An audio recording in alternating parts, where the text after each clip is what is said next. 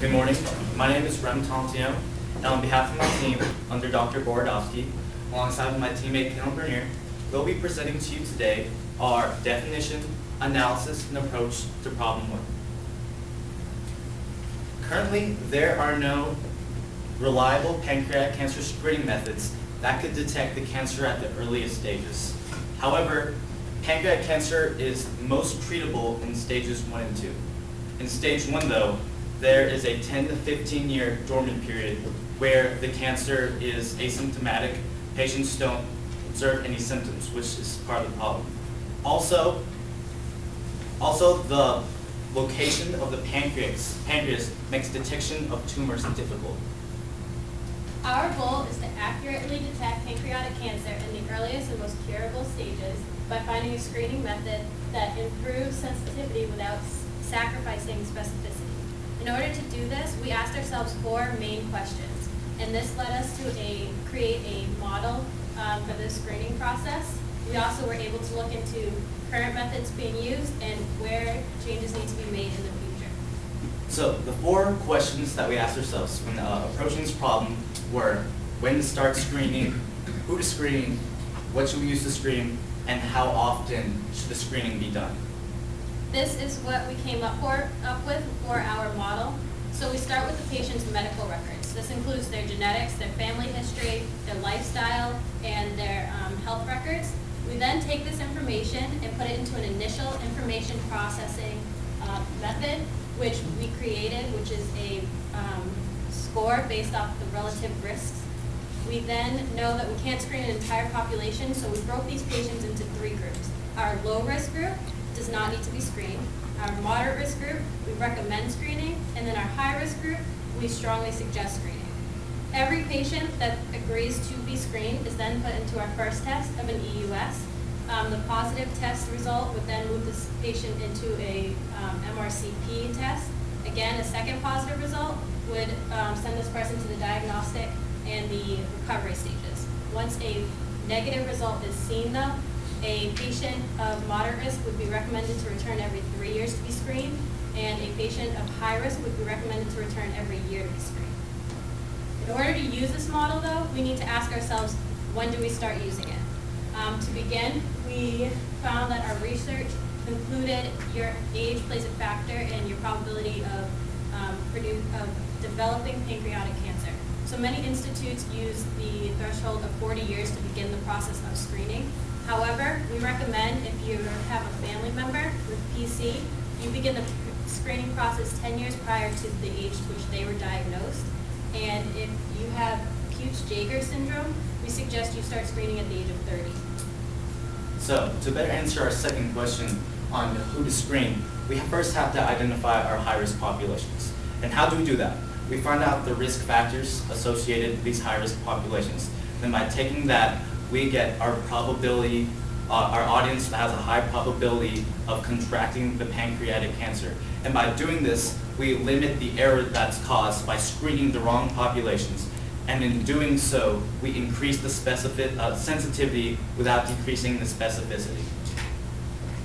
Here we have all the factors that went into our model. At the top, you can see the Peutz-Jeghers syndrome with the highest relative risk, so that was weighted the most. You can also see that the number of family members with PC play a role in the high risk and the moderate risk factors.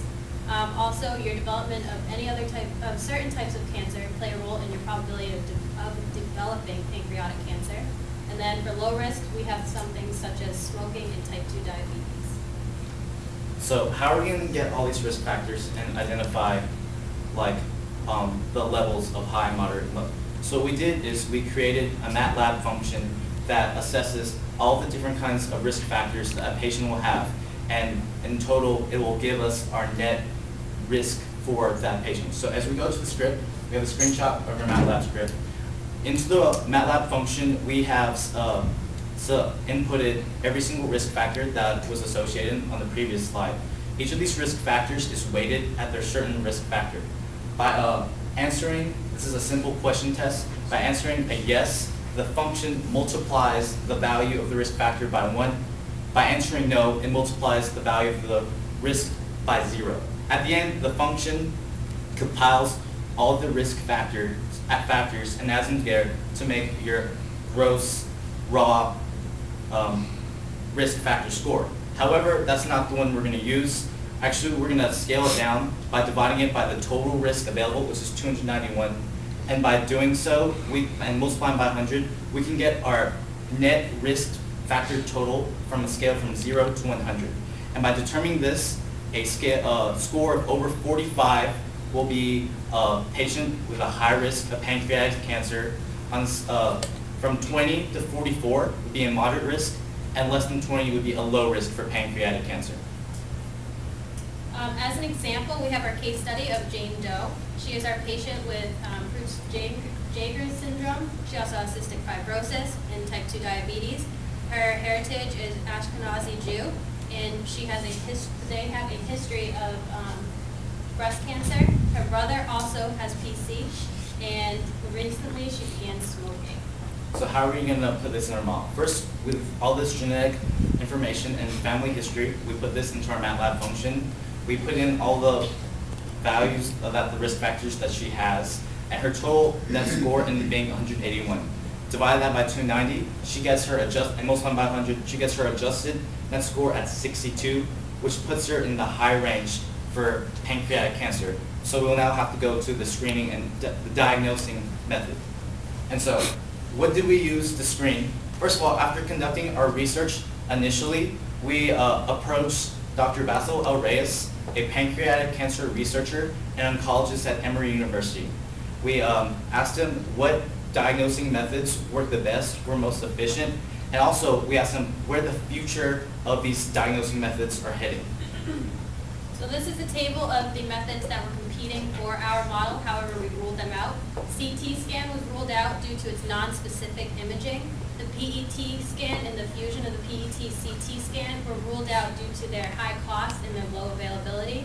We also ruled out biopsy because it is mainly used for confirming and not screening.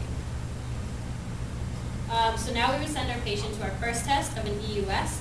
This would lead the doctor to be able to control what he's looking at and also gives a real-time image. This test, in relation to others, is non-invasive and is low in cost. The specificity for this test is 96% and it is 84% sensitive. If the test was positive, the next test the patient would go through is an MRCP test. This is specialized for the pancreas, and again, it is low in cost and non-invasive compared to the other tests we looked at. The specificity is 97% and it is 84% specific. Although this is what we can recommend right now for current methods, we know something needs to change. So future methods need to shift our view and start looking at molecular changes. We need to look at mutations on the genetic level, such as the RAS gene and P53, along with the X and Y genes. But in order to do this, we have to ask, how are we going to do this? So we suggest we need to start identifying somatic mutations in the pancreas through the pancreatic juices, and also we suggest screening the blood for protein signatures. So a new kind of future way, great example of screening blood for protein signatures was conducted by Jack and Draka and a team of Johns Hopkins researchers. They basically used a novel paper sensor test to detect the presence of mesofilm in the blood using the conductivity of carbon nanotubes on paper. And this test was extremely cheap. It was $3 to conduct. It took 5 minutes just to analyze and diagnose the data. Also, I know this is a small sample size, and this is later down the road. There's still research being done on this study. Just in case, Boston College also did a research on this and found similar results. But in 200 trials, the specificity was 100%, and sensitivity was 100% as well. So, in conclusion, based on our research, we have identified the high-risk populations by analyzing the risk factors and putting them into our MATLAB function. We were also able to answer our 4 starting questions. So when do we begin the screening? We recommend 40 years of age. And we also identified who we are screening, the high-risk populations found through our MATLAB. Then we were able to identify which methods to use, and we recommend the EUS and the MRCP. And finally, we found the frequency in which these patients should be screened. So for the future, our team recommends that screening should be looked at the molecular level and identify changes that can only be observed in stage 1 of the pancreatic cancer. Once these changes are observed, we can prevent the cancer and give the patients the 10 to 15 year period where they could fight off the cancer, which can potentially save more lives. I'd like to thank all of you for your time.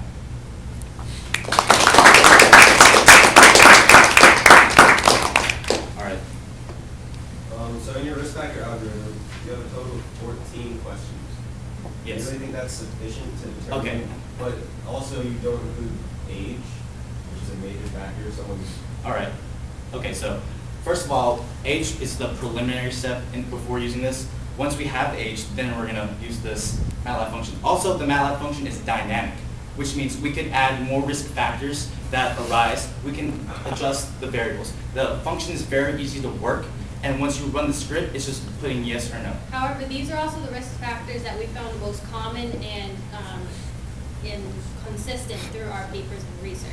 In order, you can't just throw in a random risk factor that only one group is found related. You need more backup to that risk factor to include in such a great population. All right. You define those thresholds for low risk, medium risk, and high risk. Do you have like any reason for doing that? Yeah.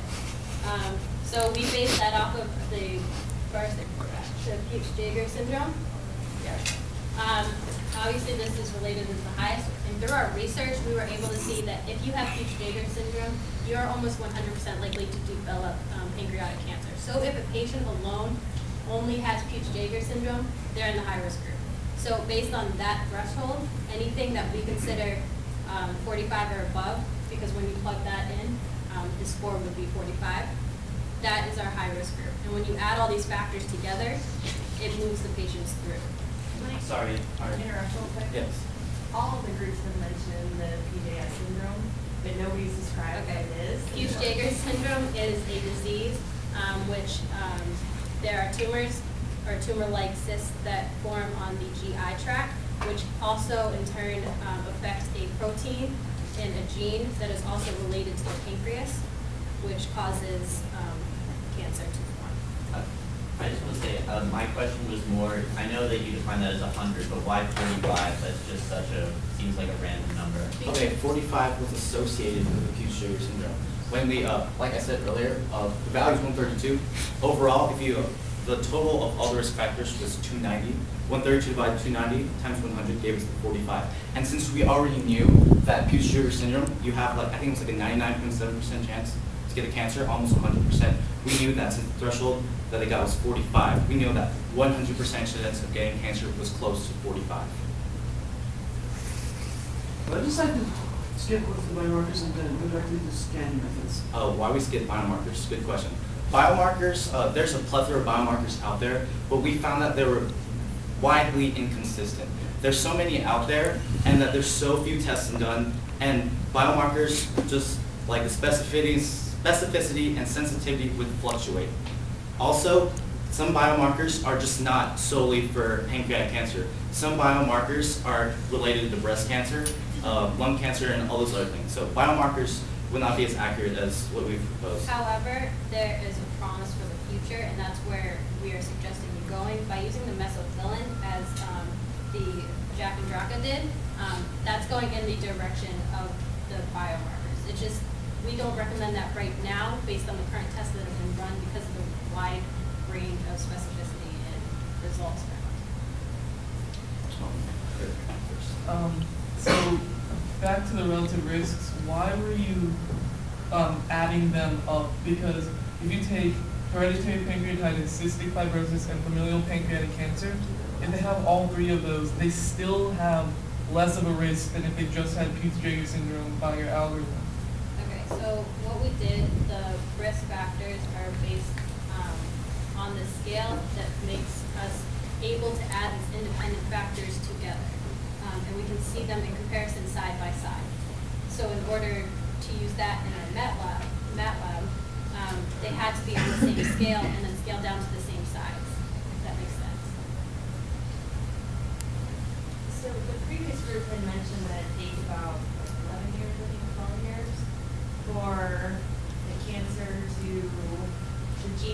the form than to actually be able to see some sort of mass or even develop cancer. So if you're looking at the high, medium, and low risk categories, wouldn't you kind of want to target the low risk categories? Because I have family history of prostate cancer, but I'm a female. I don't have any other female cancers. I don't have anybody that has CF or anything else, but I'm terrified of getting cancer. So I would fall totally into that low category and probably come up low for the next, few 10 years, but that cancer could be developing right now. Yeah. So That's it, I good. mean, it seems high, if you're already in the high risk category, you're already there. Yes. Okay, that's a good question to, that's been asked, addressed. Our method right now for this initial part was for the current methods. What we want to look out for the future is what you said earlier, the 10, 15, or that 11-year dormant phase where you can actually look at the genetic mutations. In my interview with Dr. Reyes, he's done research on this. Right now there are no machines that could detect mutations in genes such as BRCA2, which is also linked to breast cancer, also the X and Y chromosome genetic mutations, and also the PR5.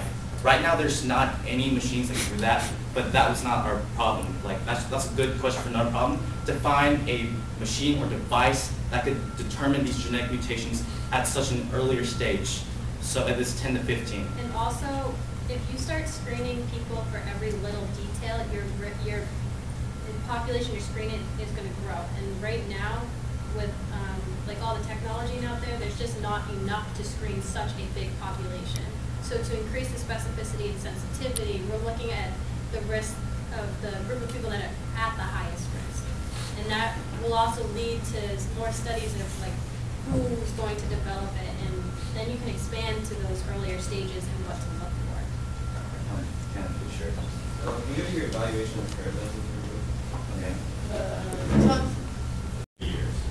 No, these are the, this is just the ones that we ruled out. Then if It's you go to what's the next, considered methods. Okay. the next two slides are the ones that we chose to All right, rule but out. still, you're saying that someone who has a moderate risk should go through an endoscopic procedure every 3 years. As our model shows, yes. Yes, that's correct. Okay. I have a question. I probably missed a slide or two, but basically one of the objectives of the group was to evaluate current methods. And the only methods that I remember kind of imagery methods, not molecular biology methods. Have you done evaluation of molecular biomarkers? Okay, also, what I mentioned earlier that I didn't have time for was Jack and Draka. Smithsonian Magazine, New York Times have covered this recently. He can actually determine, like I said, the protein overexpression mesothelin in the blood. Basically, he had all these cancer patients, and he took blood samples from all of them. There are various ranges of pancreatic cancer, various stages from 1 to 4. And he knew that mesothelin was a protein overexpressed in blood during pancreatic cancer.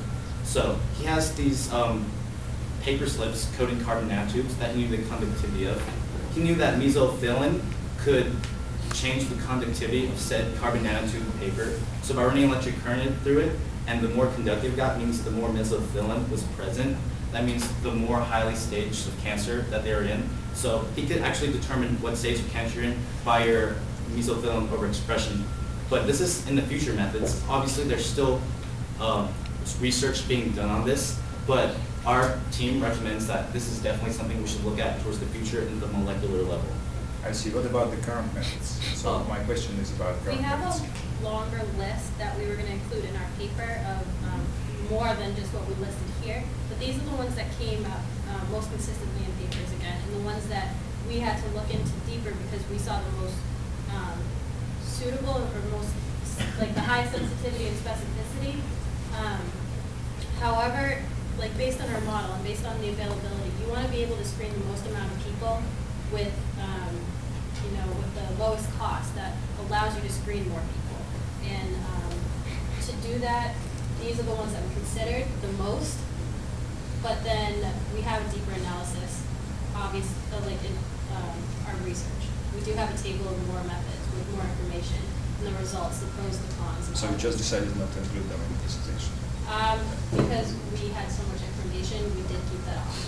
However, it is in our power, in our The way you presented the method invented by a 15-year-old student looks like a magic method which costs nothing and can detect cancer at any stage.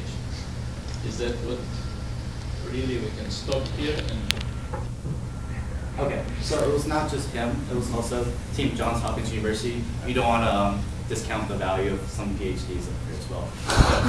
Alright. It's an S, it's Okay. John's Yeah. Hopkins, and he was named after his mother's last name and his father's last name. Oh, sorry, it's a matter of everything's right, so. I worked there. Okay, so. Sorry. Okay. Sorry to offend. Sorry. Yeah. So, okay, so basically, this is just not something that's been magic. It's been covered and followed by by a lot of American news outlets and journals. His studies actually be published in the American Journal for Cancer in the next upcoming months. The thing is, it's very limited trials, like only 200. So that's the reason. They're doing more tests on this as we speak. Actually, he wasn't the first person to do this. In 2008, a team of Boston College researchers did the same thing and had similar results. But obviously, since he's not a 15-year-old wonder kid, they didn't get as much run through in the news. So, And he also recently won the national, international science fair. So, that's how. so out of this 200, how many were first stage, second stage? Do you know? Out of this 200. it didn't specify. They were just at various stages. I just assumed that it was equally distributed. However, we're assuming because it's it's just being developed, you have to start somewhere. And you have to start with patients that you know have cancer and then move to screening and seeing if that can be applied in that situation. So I'll just make a comment that if these 200 trials, if you know they have pancreatic cancer, this is sort of the similar comment about looking for pancreatic cancer and finding markers that are good at detecting it. The questions still arise whether mesothelin is specific for this type of cancer. Number two is that it's easy to detect, to analyze the data in such a way that says, yes, I can confirm this person has pancreatic cancer when you know they have cancer. It's a completely different ball of wax when you have some random Joe off the street and you're trying to actually determine whether or not they have, because everyone's baseline is also going to be completely different, right? And that's probably the major limitation to molecular biology approaches and biomarker screening is you may have abnormally high levels of this, which are perfectly normal and you'll never get cancer, right? And I may have abnormally low levels, and so something that registers as normal for me may actually, I think maybe the point, or at least the point that I would make about this is until this paper was actually in print or in press and reviewed by scholars in the field and you have a detailed methodology, I'd probably, just from a pragmatic standpoint of not trying to lose your audience, where I think we're all very skeptical. Scientists are like, 100%, yeah, not buying it. That's why we put this into the future. Yeah. They They wanted something positive. Yeah. So guess what? My suggestion is I would go with some that are a little bit more vetted, but still on the periphery, Yeah. and then say the far future, right? Or I think it's a Okay. presentational thing, not necessarily don't give us this, but rather learning where to put it in a presentation so that it's framed properly, right? Where this is in the grand scheme of things, because the reality is that it looks very promising, but there are others that are probably in the pipeline that are still future, but are closer to being sort of ready for prime time and things. And so, I think we saw this one as being the most promising that we researched, just because the consistency. He was able to find like this amount of mesothelin conductivity in certain levels. And I know that's still future and you need to explore that compared to patients without the pancreatic cancer, but based on his research and then also the BC confirming that research, we saw this as going in the right direction. So yeah, I think it's in the, who confirmed the research? well, BC started it. Boston College actually did before he did. Oh, yeah. I guess my point is that the information that you have on this particular study is mainstream media. And I don't trust it at all. As a scientist, I've done enough like PR press on my research to know that they're looking for the angles to present it. So just be really careful that you don't get enamored We also about. got his abstract. Yeah, and- we had to cut it out, but, Yeah. it's listed in our paper, so one of our sources as well. If I can I'm just saying, add just be the careful. Yeah. notes, then I'm not that skeptical about this method. I think it's great that there is such a promising, really promising method. I just wanted to say that the answer to my question was exactly correct. It's too small sample. Yeah. So we can get 100% for small samples. And just to put some numbers on it, according to your assumption. So if you think that different stages are divided, let's say approximately equally, it's still you have to take 100 out of this 200 to say those people do not have cancer. Yeah. Otherwise, you 100 patients with cancer, and about 25 of them have one another stage. So this is pretty small sample indeed. So that's obviously has to be substantiated in real clinical, etc.